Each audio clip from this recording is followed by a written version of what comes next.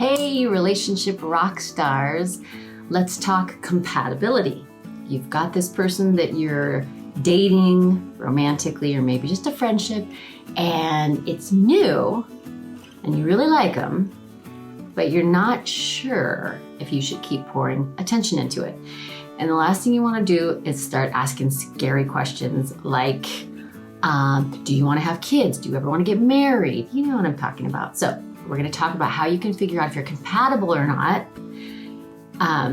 without having to do that.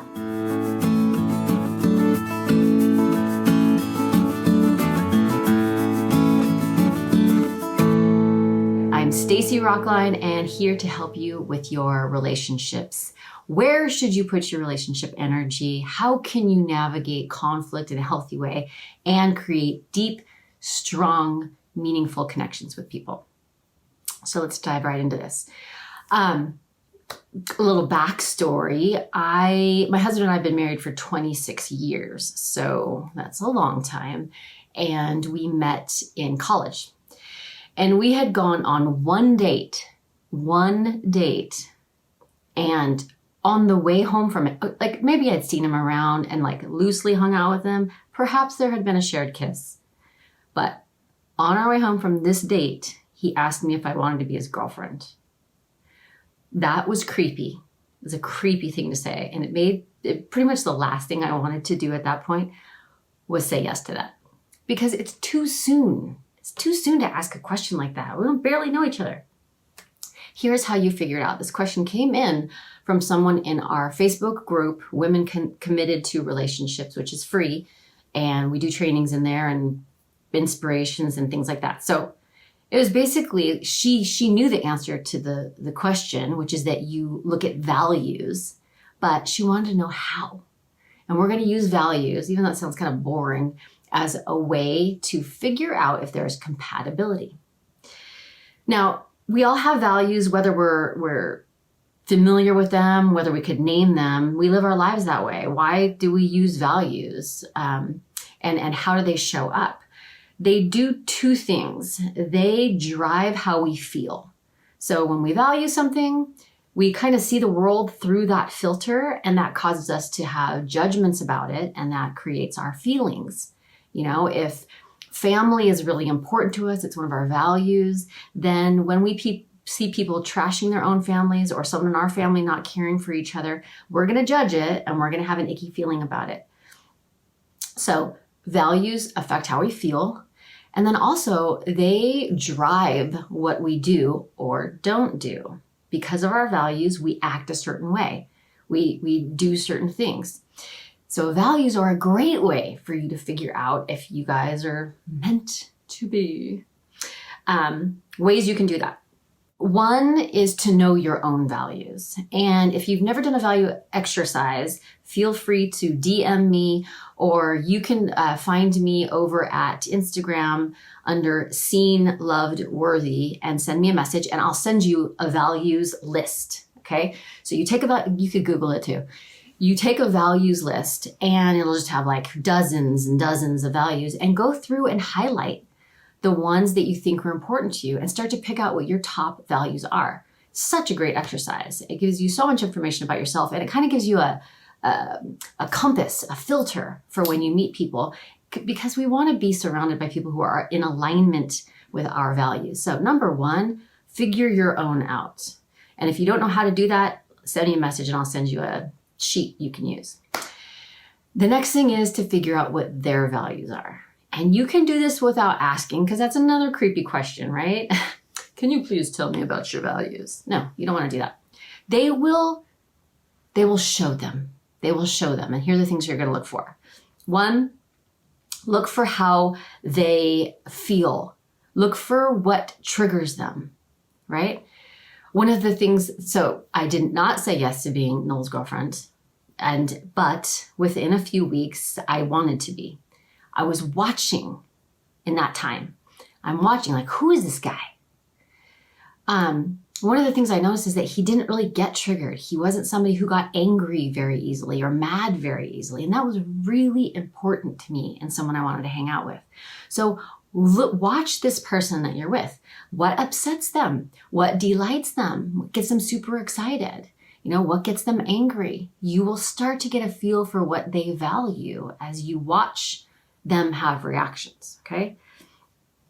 Second thing, what do they do? How do they spend their time? Like, what do they fill their day with? If somebody watches a lot of sports, you can probably guess that they value that.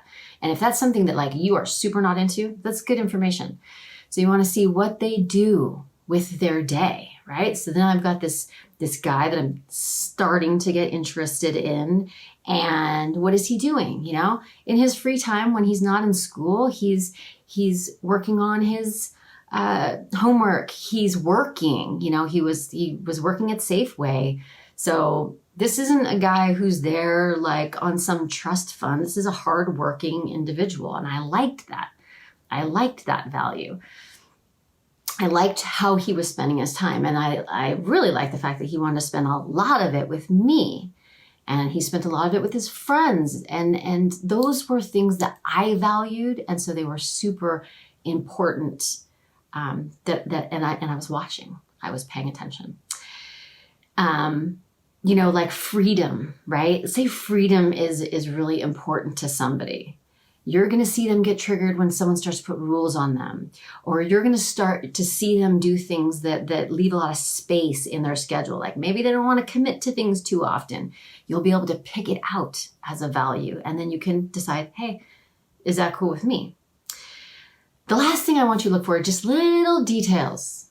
So you look at what triggers them, you look at how they spend their time, and then you're going to just notice things. Examples. Noel had a car, and I had a car, and he had Grateful Dead stickers on his car. I had Grateful Dead stickers on my car. So right there, that tells me something he's into. And if you know anything about the Grateful Dead, that alone tells you a lot about someone's values, right? He had a marriage encounter sticker on his car. And I had a marriage encounter sticker on my car. And these were, marriage encounter is like forgive me if I screw this up, but organization within the Catholic Church where couples, get education, support. Anyway, it told me that both of our family backgrounds were similar. We had parents who valued their relationships. That kind of said a lot, right? That was important. So I was paying attention to the details that I saw, how he was spending his time, what triggered him or didn't trigger him, how he behaved, right?